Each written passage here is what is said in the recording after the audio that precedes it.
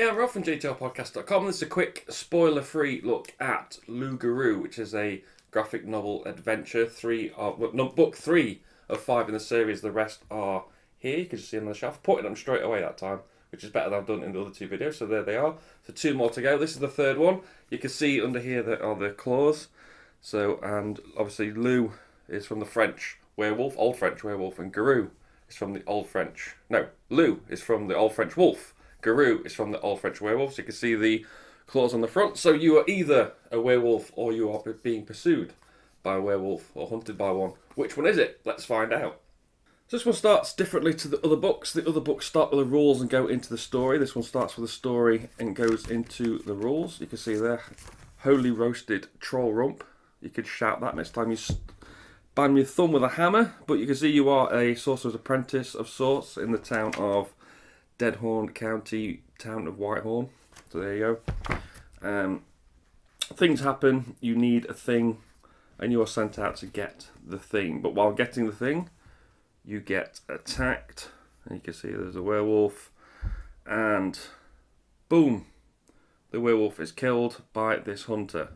And you are, of course, very grateful. Except, he then realises you're a werewolf, and yep, you need to start running. So that's it, that's how the book starts. There are obviously some rules, so let's look at those now. It shows you your character stats on that very first page, you can see them here.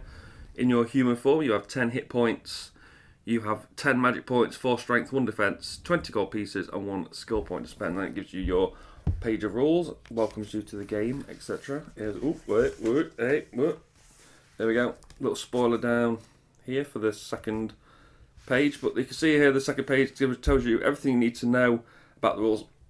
Not true, it doesn't tell you everything you need to know. There's some things that will tell you later as you come up to them, so there's that, but this is pretty much all the rules. Then your first choice, and this is how these games work.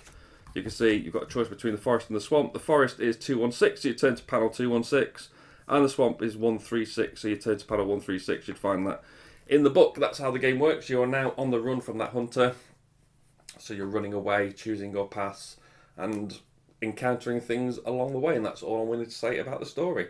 Let's take a look at the character sheet. So the character sheet here is in the back of the book. I'm covering this page because that is obviously the last page of the book there. So we have a place for the name, we've got some attributes, so you note down your strength and defense. It says there, look, if you're in werewolf form, you get +5 strength, +5 defense, which gives away a bit that you do change into a werewolf. You also have space for your inventory, some notes. You have animal companions, you have a place to put your gold pieces, note your level, your hit points, and your magic points. Obviously, in games like this, when your hit points go to 0, you are immediately dead and you have to start again. Or just gain the hit points back and flip back a couple of pages if you can remember the number. So, yep, there is this for your equipment. You can see all the equipment there. And the experience points. Now, the experience points are interesting. You'll get a number of points. It'll say gain 3 experience points or whatever. And you cross off the boxes. And when you've filled a box, you then flip over to this page, which has a skill tree. Let's put this the right way up. The page is a bit stuck together there for a reason. But you can see the skill tree there, so you can start off as a survivor, soldier, healer, apprentice, and you can tick the boxes and level up, and you can take the trees up to sorcerer, mage, lycanthrope, and barbarian.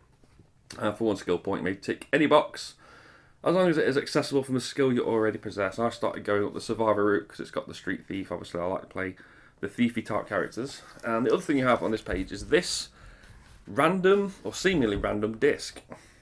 So combat is done with a 6-sided dice, so you can bring your own dice to the table, or you can use this disc, which you cut out and you put it between your finger and thumb, and you spin it. I'm not a fan of that whatsoever, so I used one of my own D6s, which was annoying because I didn't know you needed a D6, and I was already nice and settled on the sofa with my book and my hot chocolate and everything. I was settled in for the night, and I had to go back into this room to pick up a die. First world problems, I guess, but yeah, it's interesting the way the combat's done because obviously, you know, you've got the 6-sided dice, you've got your stats, and you've got the enemy stats, so I can't show you any of those.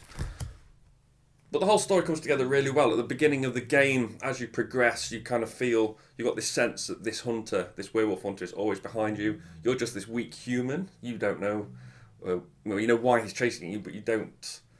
You know, the consequences aren't really your fault. It's not what's happening or what's happened to you isn't your fault. And you're running away from this guy who's trying to kill you.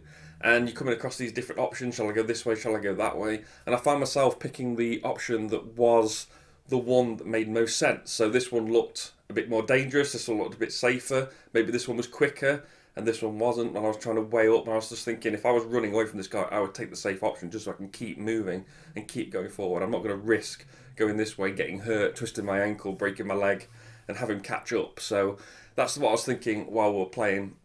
With the combat was good. Let's talk about the people you encounter first, because there are things you encounter, buildings and things that you can go into as you go through the story.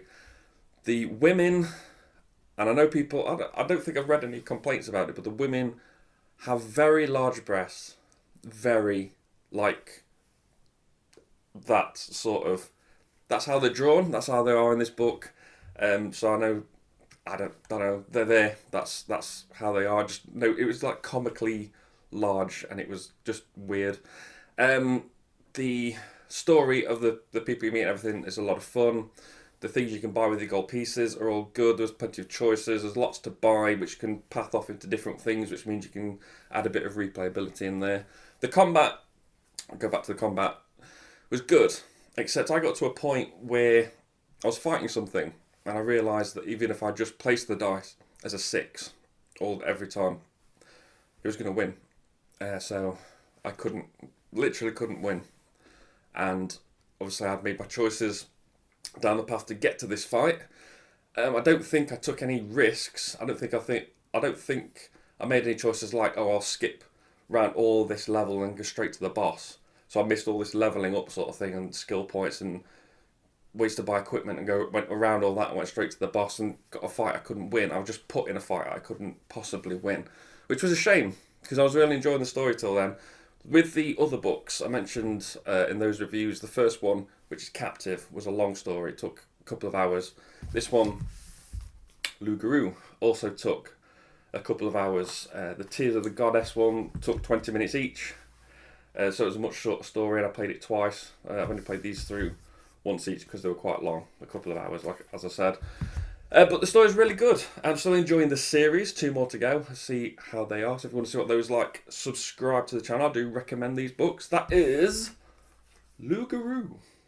Remember to like, share and subscribe. You can follow me on Twitter at JTR Podcast to find the blog and the podcast at jtrpodcast.com. I've been Rob, aka JestaThaRogue, and I'll see you soon.